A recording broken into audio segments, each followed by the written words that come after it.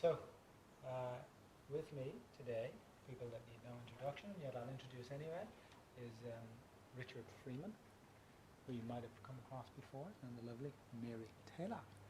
Okay. And they're actually not here. This is just holograms. See, I'm passing my hands through them. Okay, but they're so high tech out of Colorado. They've beamed in. And they're beamed in especially because today we wanted to talk about a project that they've spent the last, I suppose, couple of years on, really a life on, and put it into a new book format, right? And we were talking about it personally, and I thought it would be a great opportunity to share that with more people.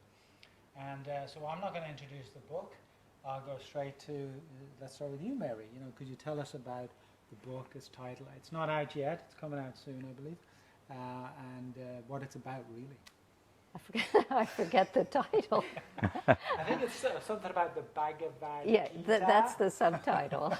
That's the subtitle. Oh, when love comes to light. Yeah, when Ah. love comes to light, ancient wisdom as it applies to everyday modern life, or something like that. Uh-huh. And from the Bhagavad Gita. I mean, it's got a better subtitle than that.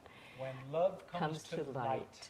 Okay. By Shambhala Publications, and Yeah. we had floated the idea by them years ago, and they kept saying, "Yeah, do it," and we kept thinking, I don't know if we're up to that, you know, because it's a daunting task to write a book on the Gita. But then somehow, at some juncture, we said yes, and then we thought, "Oh my God, what did we do?" And it took about 2 years, but we wrote a book that has a different approach than a lot of books about the Gita these days. So it's not, it's got 2 parts. The first part is written in kind of a prose way without specific verses being, you know, sort of given in order, although there are many verses that are cited in the first part. And it's only 10 chapters rather than 18. And in that, we really look at the 3 elements that come up over and over again in the Gita, which is this sort of sense of global themes that we are all faced with, like impermanence or interconnectedness, truth. And then theoretical ideas that are specific to Indian philosophy, like Dharma and karma, bhakti, that kind of thing. And then the personal storyline, the story of Arjuna as the warrior who finds himself on this battlefield, confronted with a dilemma. And we started looking at the book in terms of this story of Arjuna is like all of our stories.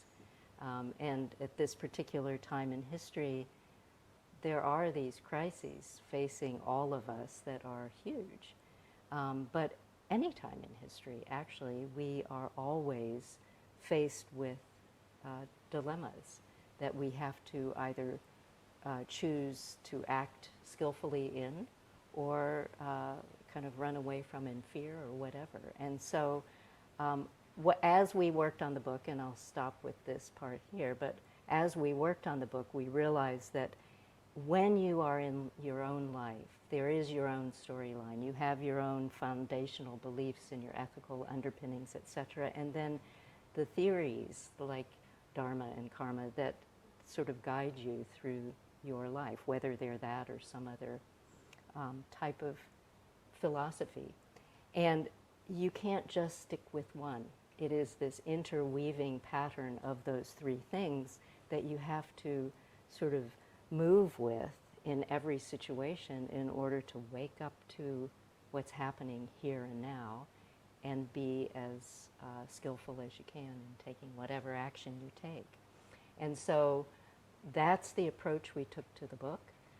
And then the second part of the book, which I love, is the part Richard mostly worked on. I mostly worked on the first part with a lot of back and forth with Richard, and he completely translated the book with a little back and forth with me. So he translated it verse by verse. And he would never say this, but it's just one of the things I love about the translation is that he's put in the embodied experience, which we also put in the prose part. So many books that are written about the Gita are more theoretical or religious or whatever, and ours comes from our own experience of yoga practitioners, the embodied experience of trying to wake up. And so that is reflected in both the translation and in the prose section. And then at the very end, we have, a sampling of embodiment exercises that really sort of demonstrate things like the gunas, acting on the gunas, or impermanence, or whatever that you can experiment with, just to kind of remind yourself, feeling it through the body is kind of a fourth dimension from those other three I mentioned. So that's what happened. And once we got actually over the trauma of having signed the contract to write it and realizing that we loved the idea of doing it, it just flowed really easily. So it was quite wonderful to work on it. We're excited about it. And of course, what Mary didn't say is poor old Arjuna had corona, and he was isolated out on the battlefield with Krishna at a safe distance. Yeah, they were right? social And that's why the distancing. battle was on pause, totally in time with today. But this is a fantastic, I like that description, I already want to read it, in the sense of it's not just a religious teaching, a sort of an ethical teaching, a Dharma teaching as such. It is the translation to a practitioner embodied, right? Which is really the currency of today, and even why we even started a session like this to practice first, because what unites us as practitioners, right, as opposed to like just the lover of wisdom or good literature. Okay, now Dad, this is good literature. Okay, but the embodied part is already stimulating. Richard, what is it? That should be enough of a question. What is it? That's what good. Is it? That's a good question, Arjuna. Question, yeah. What is it about the Gita that draws you? Like, is it something you fell in love with back in your early yogi days? Is it? Do you feel it's like the epitome of yoga? Are there other texts that you would like sort of go to ahead of it, or what is it in this whole Gita project? There are many, many good texts. The Gita is unique, and I think the classical thing to say, it wasn't spoken in a rose garden. It's one of the few texts so embedded in this tremendously messy, huge story of the Mahabharata. And Arjuna basically comes to wake up in the middle of this terrible situation that he finds himself in. And so,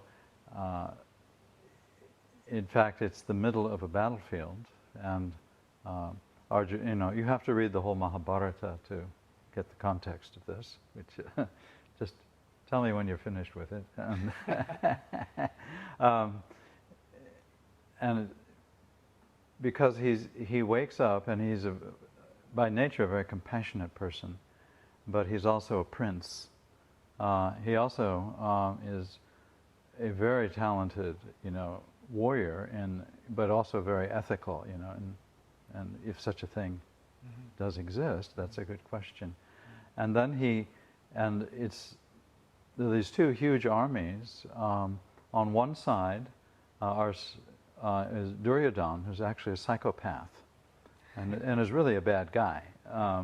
And then on the good guy's side, which is Arjuna's side, there's Yudhishthira, who is, should be the actual qualified king, but Duryodhana has, through probably social media and manipulation, stolen the election in a way. And yeah, it's a very relevant text. And somehow, at the beginning of the text, there's all the stories where, it starts. Well, I'll let everyone read it, but and they're all, like, these are like warriors, and there are thousands and thousands on both sides, and they all start, blowing their conch shells, their trumpets, which, you got to get going with your readiness to fight. And then the bad guys blew theirs first, and it was like, a scary sound. But then the good guys blew their divine conchs, Arjuna and Krishna, and then all of their friends. And the vibration of blowing the conch shell, particularly if you use a long breath, this is a whole yoga practice in itself. Which Paul has some familiarity with. Yeah, you're blowing the conch shell. And so what happened is, you get that sense when you do that of vibration, that you start to feel vibration or prana, which is sensation, straight up rather than prana being felt through interpreting systems. Oh, that's this and that's that, and in a way, and so you can't really ignore what's arising in your face, which is the immediate experience, and through all the different sense fields. And they did that, and Arjuna then goes, and he starts to see something's going on, and he asks his charioteer, who turns out to be his pal, close friend, who happens to be Krishna, let's pull the chariot up on the middle path between the two armies. And any good Buddhist will go, oh, middle path? Ah. Okay, that's a subtle hint. And then, when they get there, then Krishna pulls up, and Krishna makes the comment in front of all of the great, generals or warriors on both sides. He says, oh, look at this one family. Because both sides, it was an extended dynasties on both sides, but ultimately all of them were one family, which makes kind of miserable situation. And Arjuna pulls up and he starts to see that, and he starts to break down with an ethical crisis, an ethical dilemma. What should I do? Because I see on both sides my friends, I see some of my gurus on both sides, and cousins and aunts, and then he sees, oh, that guy is this person's nephew, and that's his son, and that's the father, and he starts to see the interrelatedness of this one large family. Another subtle hint, all sentient beings, all living beings are one big family. And so Arjuna says, and he sees what they're about to do is really stupid, which is to have this big fight. Although the situation is complex, and so he doesn't know what to do, but he did know one thing, is that he didn't want to hurt anyone on any side for any selfish reason of his own. He didn't want to get a kingdom. He didn't even want power over the three worlds. He didn't want to become like Indra, what to speak of just an earthly kingdom, because it would all be tainted with blood. It would be no way of possibly enjoying, just money and power and fame. He had no interest in that, and so he went into a crisis, ethical dilemma, and he said, I just can't fight.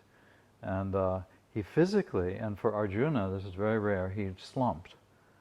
He actually went out of his excellent yoga posture alignment, which is like, is that Arjuna?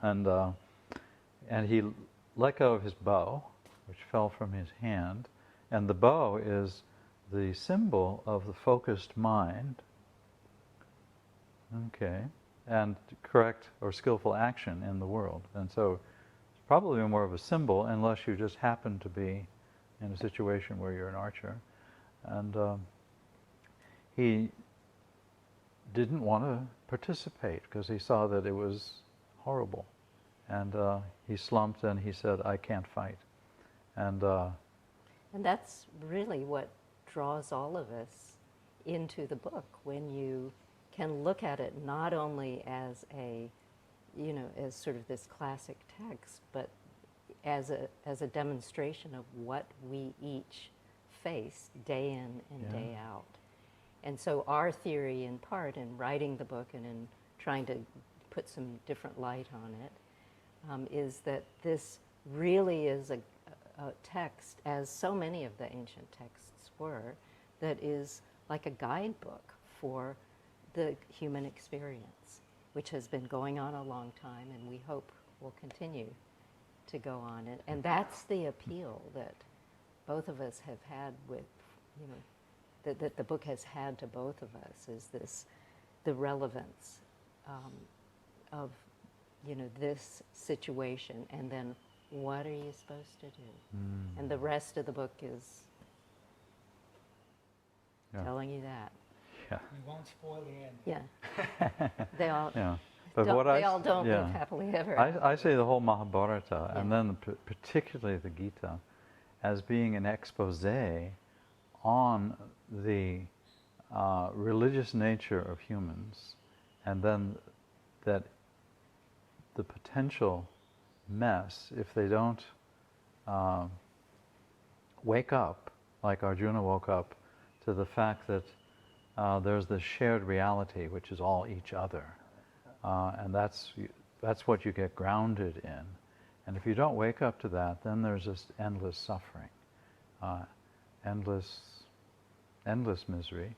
And so what Mahabharata and Krishna is, it kind of exposes the stupidity of holding on to things that you shouldn't hold on, and wanting things that are not really of extreme value, and showing us, well, everyone has a religious nature, and everyone has their own separate religion in a way, that we make but that ultimately what's important for each being is to see all other beings and to experience all other beings in their heart, and that's the whole point.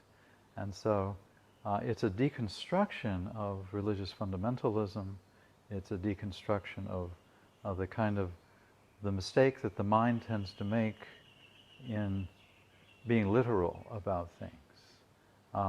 But at the same time, it shows you the importance and the beauty of the mind in its activity of establishing a sense of self, of establishing an ego, of the creation of stories.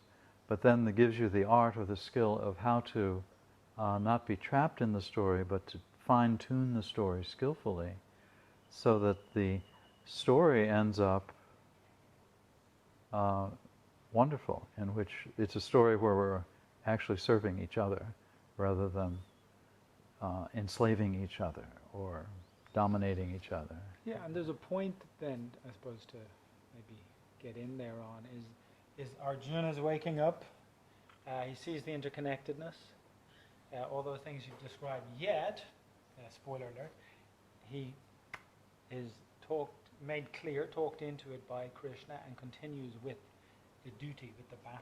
He does. So, and you're not sure about whether he's going to do that until after the Gita is finished, and then the situation is so complex. But it's also, a lot of misperception about the book happens in the very first and second chapter, when, he has this conflict, this gut feeling, something's not right here, and he collapses, Arjuna does, and Krishna just says, don't be stupid.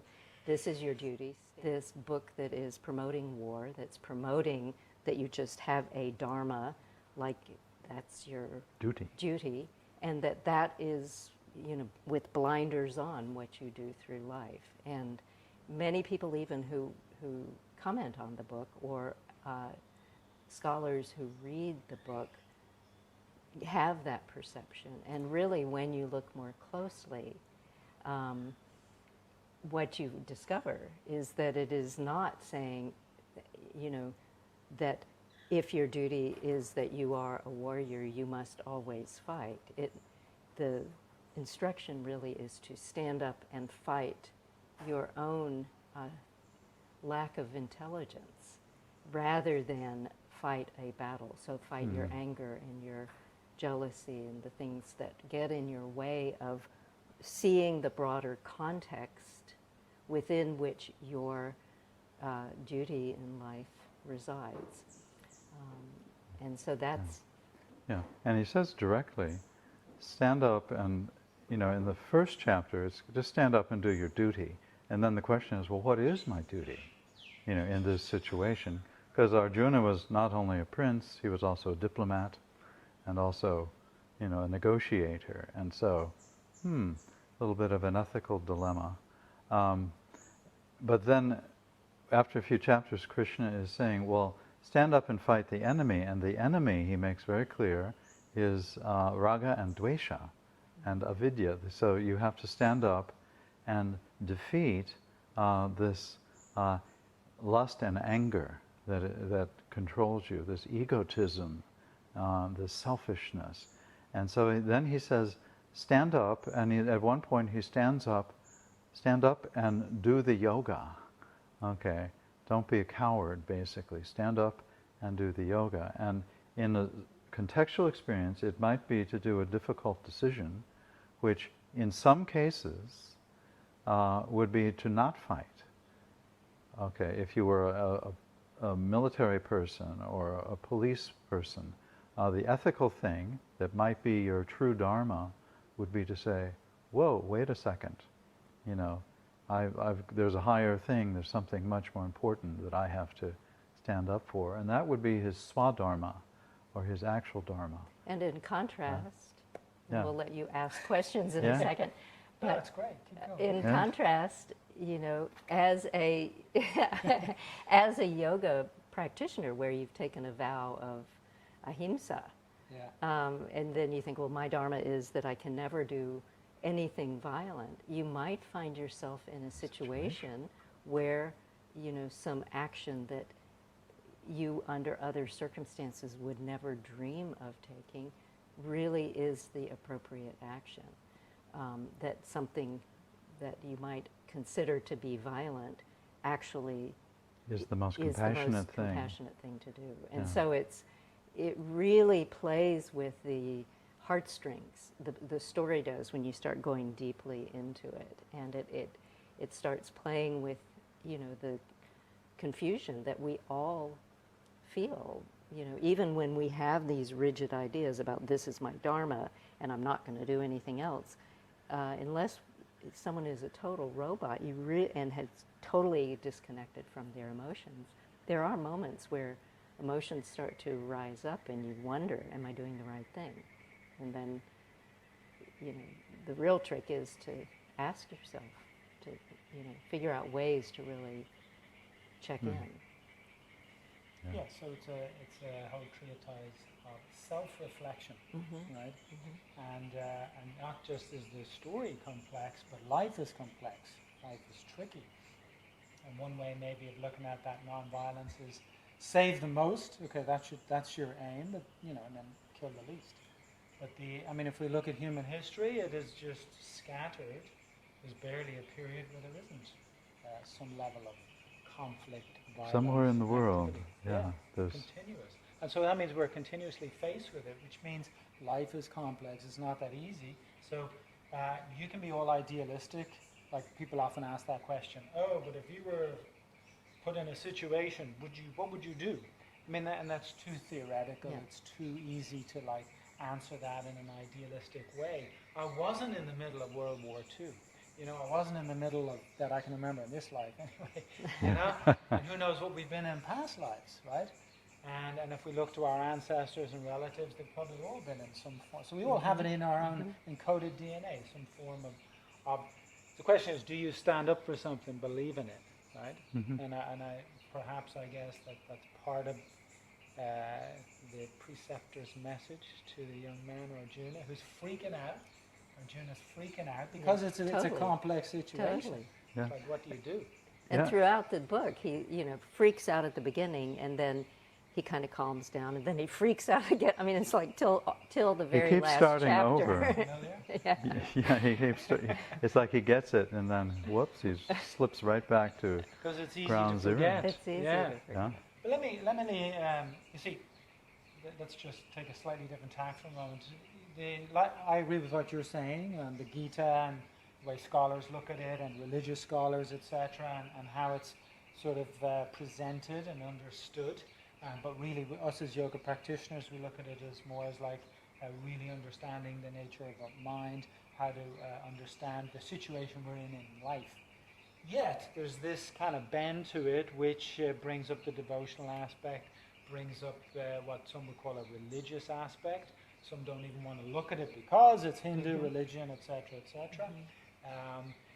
Every chapter might be entitled yoga, but how do you then, and especially in this book, sort of deal with that, the embodied yogic experience of reflection versus the deistic, theistic approach that exists in this?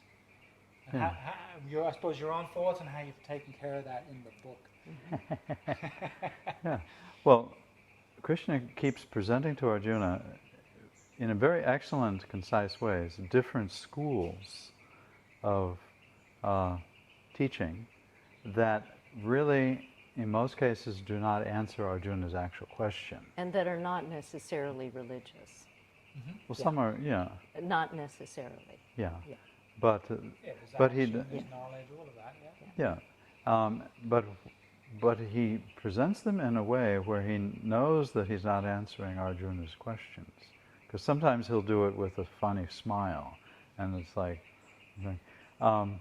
and so Arjuna keeps saying, but tell me for sure, which is better? Which is better, the Sankhya philosophy or yoga? Tell me which is better.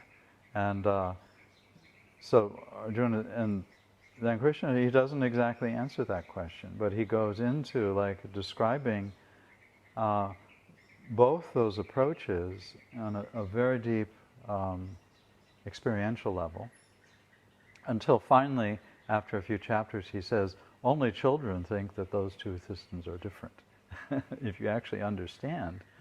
But according to the definitions of the schools, just for a beginner, it just doesn't make sense. And like Arjuna, as a reader, you're not supposed to just buy into what the text is saying. You're supposed to go, wait a minute, and perhaps struggle with what's being taught. Yeah, and in answer to your question about how we dealt with that, that a little bit, there are a couple of ways, and one is that in the translation, Richard was really careful to be, rather than to translate things as thou art, which a lot of other translations do, which is wonderful, because that then speaks to the religious side of all of us in a very profound way. So we were careful to avoid religious overtones in the translation and in the way we wrote about it. And in the main part of the book, we one of the things that often students get tripped up with is how Krishna is always saying, well, just come to me, or me, I am the one, me. And we actually had a student once who was reading it and was confounded and said, he's such an egotistical maniac, this guy, because he's always saying, come to me, come to me. And so looking at what does that kind of thing really mean, not in a religious sense, but what is beneath the religious message there, when it, and when you finally look beneath that, you start looking at the very beginning, which is the interconnectedness, that it's more like the bodhisattva, me, which would never be two words put in the same sentence, but it's more like the idea of interpenetration of all experience, and therefore, in order to be able to grok that, the word me is used, so that people. What does that mean? And so it's, it becomes a language game. But we consistently tried to bring it into modern life, to take it out of that context, and then ease it back in to say, well, here's how those two parts are even interconnected. Yeah. So that's what we did. It's highly associated with Hare Krishna, etc. You can be on a street corner and you get accosted And get given a the book, Gita yeah. and then asked to give money Yeah. after you got it for free. Yeah. You know, and so it's easy, of course, write that off. And see, well, you referred to it earlier, the kind of fundamentalism that's come along with that. So at the same time, Krishna is an iconic figure, deity, symbol for a whole, I suppose, a religious identity. And then there are these statements which may not be egotistical or come to me, etc. Of course, they're asking Arjuna to search inside, and maybe it's because he can't figure it out anymore. So let go, be a devotee. So Devotee to what? Yeah, that so is Arjuna's exactly. question. But in this case, for the average reader of the Gita, it's like, well, there's a. If we start going into Indian history, there's a Vaishnava side of this, which pushes, half of the population there aside. Which and is so, private, yeah. And so have you changed Krishna's name to Shiva in this case? a couple of times. So, okay. Just to, see, it's good to be confused. Confused, you go, what am I reading here? So, and of course then it's the Lord's song, at that. So can you basically get at the Gita and not get at a devotional side, not get at a religious side, even though what you're presenting is good prose, translation, embodied mix. But is it, in other words, the Yoga Sutras, sure, I can get in there and not deal with any religious tone or deity or theistic thing. But here, it's trickier. It's It trickier. is tricky. Yeah. But life is tricky. Well, and one part that is often not emphasized, that we put in quite a bit about, is how within the story itself, Krishna very early on starts coming down off of the pedestal that Arjuna has put him upon, and that is a key effort that we, whether we're religious or non-religious or theistic or non-theistic, if we can see our process of putting things on pedestals, having our altar, and these things are special and these things right next to it aren't, if we can see that game that we have constructed and then allow whatever meaning that stimulates in us to be stimulated, but then also set that down, offer it as an offering into intelligence, and wake up to the fact that is a construction of mind. And within the text, it's very clear that Krishna is coming down off the pedestal repeatedly in order to be able to do the teachings of true love and compassion, which is the foundational teaching. Be nice. Anyway, I like that, as you say, offering into intelligence. For me, that's sort of, the journey. And when we say intelligence, we don't mean academic smarts. It might play out that way, but I suppose it's really the language of the heart, buddhi, as it's expressed there. I have two more simple questions, and one extends a bit off of what you just said. Speaking of pedestals, but then there's a great scene where Krishna opens his mouth. Right? One, I'd like to know, how do you think he opens his mouth? Is it just, or is it some other form? Oh, you're talking, Chapter you're 11. Oh, chapter 11. Is that what you're talking about? Yeah. The opening of the mouth is a different myth than from that one from the Gita. That's where Krishna's mother sees him eating dirt, and she scolds him for eating dirt, but and he takes the non-dual approach. It's all one. There's no problem, and he says, I don't care. You should stop eating dirt anyway. And so she puts him on her lap, and opens his mouth, and looks in, and she sees the depth of infinity, and she sees herself with him on her lap, looking into his mouth in an infinite regress. And then she goes, stop that. And she says, stop eating dirt.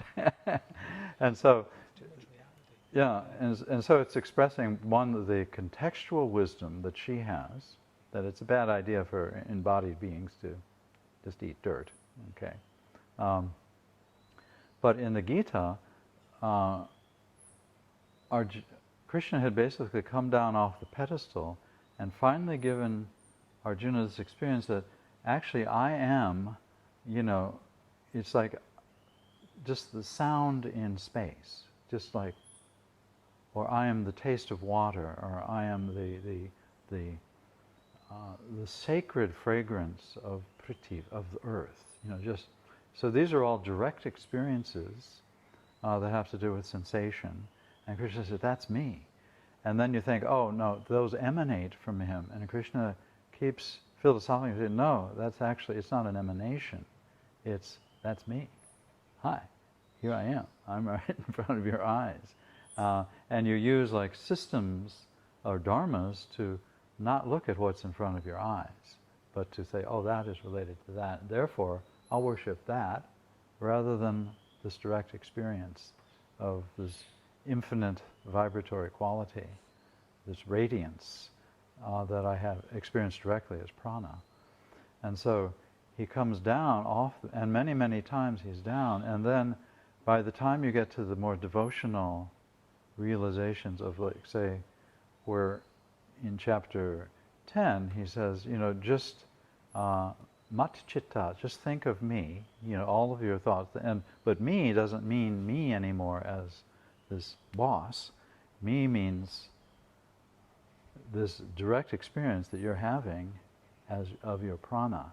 Then matgata prana, take your prana, pour your prana, which is prana and apana, pour your prana directly into me, and by that time you're starting to feel, does he mean me or does he mean me? Because by that time the true me is the Paramatman, is completely inseparable from the Jivatman. Okay, Krishna says, "Oh, there's actually hardly any one being that knows me. Of all these billions of yogis, there's hardly one that actually knows me." And he's like almost making a joke. And then Matchitta Makata Prana, this is 10th chapter, Bodhayantas Parasparam. And so Parasparam means each other. Okay, it's not Parampara, but it's Paraspara. They take really great awakening each other. And so Krishna takes this great joy in awakening all those he loves. But counter to that, they love to awaken him in all beings. It's almost the game of love. I love serving you. Oh, just serving you, not trying to get anything, is love, and serving all beings. But Krishna turns around and says, "No, my greatest joy is serving all beings." So each one is trying to get under the other, and Krishna does this at many places throughout the Gita, saying, "Oh, this is direct experience." So he comes off the pedestal, and saying this is, so by the time you get to that 11th chapter, where Arjuna... He does open his mouth. Is that the one you were... No, he doesn't open his mouth. Yeah, he gives Arjuna the divine eye, Vishvarupa. Oh yeah. He says, "I'll give you the divine eye," which, you have to be an historian to interpret. And then Arjuna sees in the body of the God of gods, translation, he sees all of the different gods and demons, and he sees he starts to see infinity. And it actually, by that time, it's Arjuna's own body. It's not Arjuna's body. Chapters ago, Arjuna discovered that this isn't his. Yeah, glimpse. No way. So he's actually experiencing in his own body infinity. And so you'll see like entire universe. And so he's experiencing this form, and he's like really then he totally freaks out. awestruck. Again. And after a while, the little residue of his ego function starts to build chains of because he had the vision that all the warriors on both sides, and then all people in the universe, were entering into the flaming mouths of the universal form, time, and their skulls were being crushed between the teeth. And Arjuna starts going, because he's starting now to look at it from a point of view of a rigid dharma or system, rather than as the direct experience of interpenetration, of infinity, and he freaks out totally again. And by the end of the chapter, he says, please. He's, again, just like chapter 1 in the beginning, he's going, please, just show me your normal form. and Krishna says, oh, okay, here I am, your pal. You know, and then he starts to go, oh. And Arjuna finally relaxes. And again, he thinks he's got it. But you think you get it, and then... 7 more chapters. Yeah. Well, a couple of quick things then. You had talked about taking it as 10 chapters in terms of the prose. How have you kind of organized that? Is it like chapters 1, 2, 3 together, or is it themes you're taking? We went in order. Yeah, we went in order. Yeah, but if you've ever, and many of you probably have read the Gita and different texts of the Gita, you start, by the time you get to the end, you're like, didn't I read this somewhere else before? Yeah. And the themes are consistently looped. So the technique we did was to, in the beginning of the book, to set up the storyline and then to work through all of the themes methodically, but to give examples from the story throughout the book as well, and then examples from daily life, like attachment, you know, how does that happen? So we pulled the themes like attachment out into just everyday life, like having a pet rock is an attachment to something that is completely, you're probably too young to remember the pet rock. Do you remember the pet rock? Yeah, the pet rock was this thing. I grew up in Ireland. Yeah. You know, Well, it was before the internet, and this guy in the United States started this thing where he had this little. He was a marketing genius, and he had this little pet rock that he did nothing to. He just found a rock, put it in a box with some fluffy stuff around it, but easy pets to keep, and sold it. And it was like this pet that would never die, and this pet you didn't have to take care of, and all of this. And he just kind of did it on a lark and made tons of money, and then felt actually some remorse after he did that. However, it was an example of how, and this was before the internet. Yeah. This was before he could advertise it in that way, but it's an example of how we get attached to things that, you know, are just, we've meditated on anything, and you get attached to it.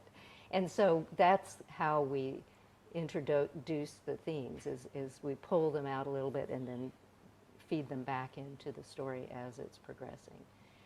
And because of the redundancy of some of the themes in the 18 chapters, you know, in other words, not redundancy of how the specifics, but of the major themes, you know, it ended up being 10 chapters rather than 18. So nice round number. Yeah, 10. 18, very good too. Very good number. It's been good reading. Yeah. Okay, well, I'm going to get one more.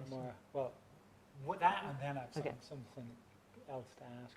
Is if we get very technical on this, because to my understanding, the Gita is the first, you could say, in Indian-based scriptural type document that was translated into English. I think Watson, 1785 or so, right? But the big dilemma is, and this happens with the Yoga Sutra or Patanjali Yoga Shastra, etc., is having non-corrupt, like original material, right? And of course, these things, you know, were either oral tradition, preserved on different. You go all around to different manuscript libraries, and then you find the different Vulgate ones and different ones that are considered original. So if you were translating the Gita, which you did, right? Then how did you go about making your choice on that? Oh, which chapter is it? It has the verse 0. That traditionally, right? It's the chapter, was it 13 or 14? Something like that. Anyway, there's a question that Arjuna asks that isn't in many of the volumes. Yeah. And so it's never counted because it's tradition is supposed to have a certain number of verses because that's a sacred number. And so verse 1 is actually verse 0, which doesn't count. But it's a good question. And so it's following the pattern of questioning. And some editions have it and others don't. So we just tried it's to very have consistent. as many Yeah. sources as we could find Yeah. and do comparative, and then it was in and of itself a dilemma. Like, you got to take action and translate it when there are differences. And how do you know for sure, Richard, that this is the authentic one? You don't know. You That's don't. a question. Yeah. How do you know is a question of... And so, as the Gita, what is recommended repeatedly in the Gita is that in any case, where you're dealing with contextual knowledge, you have to take a shot. And you take your best shot. And if you take the shot without attachment, selfish attachment to the fruit, meaning you're not doing it in order to gain something for yourself, but you're ultimately doing it for the benefit of all others. You'll take an honest best shot, and if it's wrong, you don't mind getting the feedback from others. They say, oh, by the way, there you're totally wrong, and here's why. And you go, oh, thanks. What happens, though, and sometimes in academia or in a religious situation, because we have attachment to a result, like, I'm just proving that I'm better than everybody else is the whole point I'm doing this, I want ultimately supremacy over the entire universe. That's all. Nothing much. Just give me a shot at it. Yeah, why not? And if that's ultimately is a way back in the background, a motive, and you take your shot, you're attached to and you won't listen to the obvious feedback that always comes. So from karma always comes more jnana or context you start to learn. And if you have no big ego investment in it, you can actually have a conversation with other people. And you can say, oh, by the way, have you heard, and gradually as people come to relax and trust that they're not ulterior motives, then they open up and you can actually have sharing. Oh, what happened there, back in, 1823, and you go, oh, this is what I know. And they say, oh, did you know this? And they say, no, I didn't know. And they start communicating, which is, and that's our theory is that real yoga takes place in between the schools. So it takes a school and a counter school, and they at first they bump, and then after enough suffering they say, hey, anybody over there? And then they start to communicate, and then you get sattva, or and that's when the yoga actually, and historically, it's where schools have bumped into each other initially, but then actually communicated, maybe in the tea shop or the coffee shop, in between the temples, in between the holy mountains, in between the ashrams, that the real yoga starts to, because yoga always flows in the middle path, between the two armies, and it's communication. And so, but you got to take here we are in a situation, I got to do my best, and with the little information, we all have so little information about what's going on. In any of the disciplines, any of the sciences, we're we hardly, but we got to and it not acting or just withdrawing, oh, it's all terrible, can have terrible consequences. And that's the dilemma Arjuna is in. He's got to act, but if his motive isn't egotistical, then he's open to feedback, and so he's not worried. He might make a complete fool out of himself. We hope, as we might be doing. As we all do. That's what we're here for. Yeah. And then people, they'll send a nice message. Oh, by the way, have you ever considered this? I go, oh, thank you. Yeah, well, I like that, the non-fundamental approach. Of course, we we are self-reflective.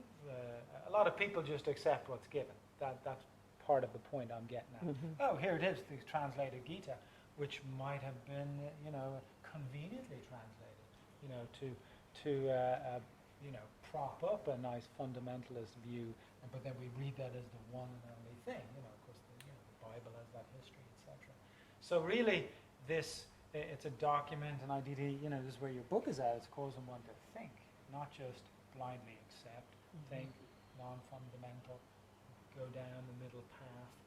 And it's the same when we, it gets quite complex when you start looking at from the sutras, Patanjali, etc. So then for us on the practicing teaching side, it comes down to, well, at some point, like you said, you've got to take a hold of something.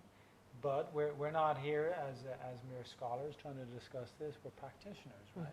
So again, the non-fundamental back to practice. So I like how then you bring in the embodied part. Right? And with the translation, when you speak Sanskrit, which I don't, but Richard does, it's quite helpful because then, I can read I know a teeny bit of Sanskrit, but I read a translation and I don't know the innuendos of some of the Sanskrit words, and that's where the real, kind of... And context is key, and the sort of multiple meaning with certain words. Anyway, we're almost out of time, but I do have an interesting question left for each of you. Thou hast written this book. No, I want to know, and whoever can answer first, but from both of you, what's your favorite line in the Gita? Do you have a favorite line, verse? Greatest hits. Here we go. Gita's greatest hits. Go. Pause. Reading. Sarvadharman prityaja mam ekam sharanam vraja. Okay, so they take all dharmas, which are religious formulas, teaching formulas, formulas of duty, formulas of, scientific patternings. All of these are creations of mind, and some brilliant, some of them are really, but a lot of them are brilliant.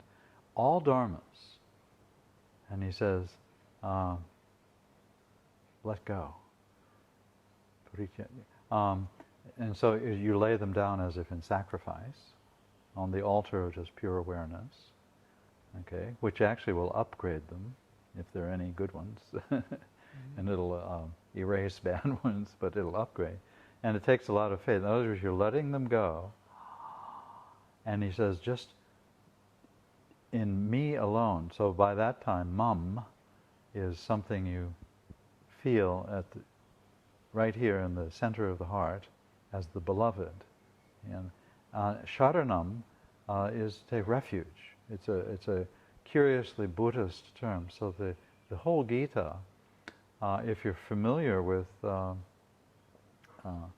both the Theravada and the Mahayana schools, particularly the Satipatthana Sutta and then the Heart Sutra, if you're familiar with them, you'll see so many linguistic Buddhist terms being in the background that Krishna is using. It's almost like, who's this guy? He's Avalokiteshvar. Okay. I love that one too. And one of the things I love about it is the idea of, and this is contemporary, rather than surrendering to your teacher or to the situation or to your religion, it is take refuge, which is a very different meaning than simple surrender, because surrender does not necessarily, but can mean that there is a power dynamic that is set up, that I surrender about you. Yes, Paul. And I know, just for a second there. Yeah. And but the refuge really has this quality to it that there is a mutual sense of trust. That a refuge is a place you go where you not only can bring all of your stuff, your good stuff, your bad stuff, your crazy stuff, and everything. You can even bring your phone and your phone and your pictures, but that the place within which you are taking refuge is there's a symbiotic relationship. And that's one of the key elements in the teaching, is that without that level of deep trust and really, coming down off of everybody coming off their pedestals and connecting authentically, then you can't really truly begin to wake up. And that's a wonderful verse. Well, yeah, I mean, unfortunately we're running out of time, so we will have to conclude, but I think this is a great note to conclude on. In the teaching of this stuff, and I've often referred to the word surrender in the past, so I do less now. I prefer to use the word trust, right? And in terms of what's in the news today and all that's going on, there is a lack of this. And it doesn't mean blind trust. Like, I'm not just going to blindly trust Mary, her and me, right? Okay, but there's trust in what we don't know, the unknown. And if anything, and it sounds like the way you put this book together, this telling of the Gita, I suppose, is a good way to, I even forget what you subtitled it now, but the telling of the Gita, which is really what the value here is. I'm going to read this, and I'm going to reflect and not get caught in a religious fundamental view, etc., but rather have something touch me, because of the work and the effort you put in the words, and ideally come out of this, and I hope that's our message with you now going on, to be trusting, to be open, because if you can, there's less need, there's less chance of freaking out. Yeah. Right? There's I don't actually know what's happening tomorrow, or when this current situation ends, or so on, or what they look like. That's different. Okay. Trust, but with, of course, the building of wisdom and other things. Yeah. So. Anyway, when is the book coming out? September 27th. Okay. 2,000 years after the first one, or is it 3 or 2? Let the scholars debate when it Yes, they can worry about it. because nobody actually knows. But would you say September what? Something like September 27th. Okay. It'll be pre-ordered before that. Yeah, you can get on Amazon or your favorite booksellers and pre-order it, and read little samples, Yes. etc. But you've just heard the live in-person account of it right here. Well, thank you for holographing in, okay? Yeah. And we look forward to seeing you again very soon. Thank you, Richard. Thank you, Paul. Maria. Thank you. Okay. Thank Ave you. Maria. Pleasure. Ave Maria. Ave Maria apparently is in their version. So, Well. with that,